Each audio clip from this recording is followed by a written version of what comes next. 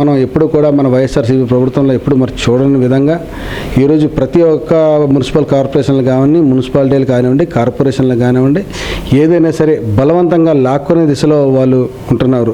అదే కానీ స్వతహాగా మనస్ఫూర్తిగా మీ ప్రభుత్వం నచ్చిందని చెప్పి వస్తే తీసుకోవాలి తప్ప ఈ యొక్క బ్లాక్మెయిల్ చేసి వీళ్ళని లాక్కునే విధంగా మీరు చేస్తే అది మీకు మీ పార్టీకి కూడా మంచిది కాదు. ఈరోజు మీ దగ్గరికి వచ్చారు, అదే బలవంతం పెడితే మళ్ళీ మా దగ్గరికి వస్తారు.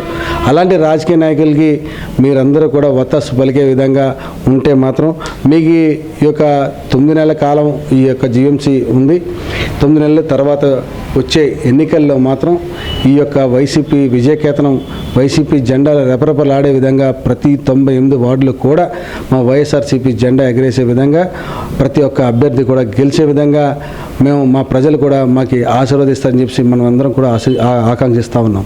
ఈ నిధుల్ని మళ్లించాలన్నా ఏవైనా సరే వాళ్ళు కార్పొరేషన్ పరిధిలో ఉన్నటువంటి ఈ యొక్క మేయర్లు కానీ, డిప్యూటీ మేయర్లు కానీ వాళ్ళ వర్గం అన్నీ కూడా వాళ్ళు ఉండాలని చెప్పి ఉద్దేశంతో బలవంతంగా విపరీతమైన డబ్బుతో వాళ్ళు ఒక్కొక్కరికి మనకి డబ్బులు ఇచ్చి గొర్రెలు కొన్నట్టు కొన్నారని చెప్పేసి ఈరోజు మనం అందరం కూడా మనం గమనించాలి. ఇవన్నీ కూడా ఈరోజు అన్నీ ఇప్పుడు డిప్యూటీ మేయర్లు కానివ్వండి, మేయర్లు కానివ్వండి, అన్నీ కూడా వాళ్ళ ఆధీనంలో ఉంటే వాళ్ళు ఇష్టానుసారం అంశాలని ప్రతిపాదించే విధంగా ఉంటుందని చెప్పేసి ఉద్దేశంతోనే వాళ్ళు ఇవన్నీ లాగారని చెప్పి నేను భావిస్తూ ఉన్నాను. వార్డుల పరంగా మేము చేస్తున్నటువంటి అభివృద్ధి జనాలందరూ కూడా గమనించారు. ఇప్పటి వరకు కూడా మేము ఇచ్చినటువంటి వార్డులో ఇచ్చినటువంటి హామీల్ని దాదాపు 99% మేము పూర్తి చేసాం.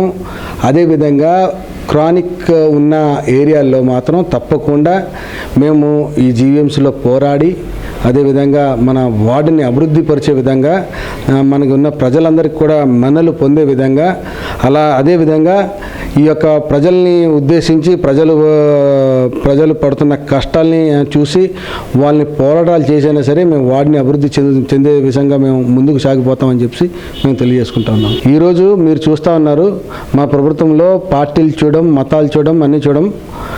ఏ విధంగా మా జగన్మోహన్ రెడ్డి వర్యులు మాజీ ముఖ్యమంత్రి వర్యులు ఏ విధంగా చెప్పారో అదేవిధంగా ప్రతి వార్డులో అభివృద్ధి చెంది మీరు ఆర్టీ యాక్ట్ వేసి మీరు మామూలుగా ఏ వార్డులో ఎంత శాతం వర్క్ జరిగింది, ఎన్ని కోట్ల వ్యవధిలో జరిగిందని చెప్పేసి మీరు ఎవరైనా సామాన్య మానవులు ఎవరికి తెలుసుకున్నా సరే మీకు తెలుస్తుంది.